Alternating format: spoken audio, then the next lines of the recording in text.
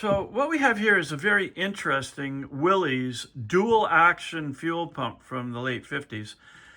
Of course, this is mounted upside down, which allows us to operate the lever, which is normally operated by the camshaft and only actually lifts this maybe a quarter of an inch. Lifting, we're talking pulling down to lift it because it's upside down. The top half is a fuel pump. The bottom half is a vacuum pump.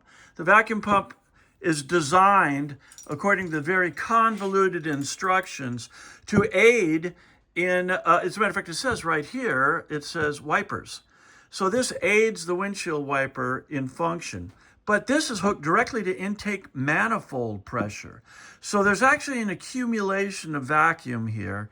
But more importantly is that everything is back together the way it should be after a good deal of study.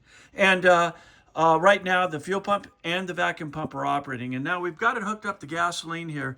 So, Steve, will you give this just the amount of action that the camshaft would normally operate at about a quarter of an inch? Okay. Just one pump is fine. Oh, that's good.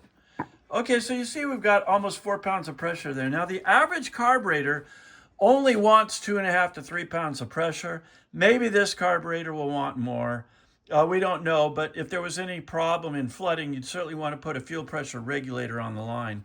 Now, to show how the vacuum works, we've got this vacuum stuck in here.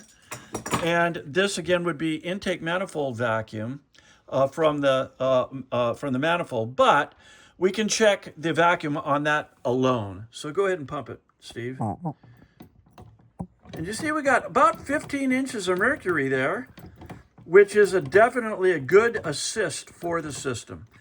All right, so thank you, Steve, for operating that. We definitely have a functional vacuum system and a functional fuel system, although the pressure appears to be just slightly high.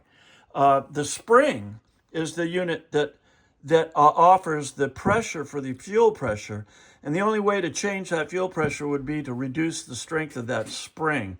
But it's the original equipment spring, so we're going with it. So thank you very much.